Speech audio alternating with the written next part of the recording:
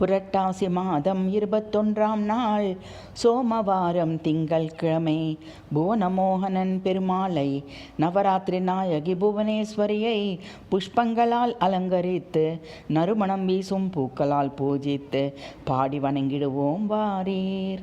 அல்லல் இல்லா துன்பமற்ற இன்பமானவன் எல்லை இல்லா எங்கும் அழகு சூர் ஒளியன் பெருமாளே. அல்லி மகள் மகாலட்சுமி தாயாருடன் மயக்கம் தரும் போகத்தில் ஆழ்ந்து கிடப்பவனே பெருமாளே. அளவே இல்லா ஞானம் கொண்டு எல்லா உலகங்களையும் நடத்துபவன் பரமபதத்தில் உறையும் பெருமாளே. எல்லை இல்லா மாயவன் தன் தாமரை பாதம் பற்றி கொண்டிருக்கும் அடியேனுக்கு துக்கமில்லா வாழ்வு தருவாயே.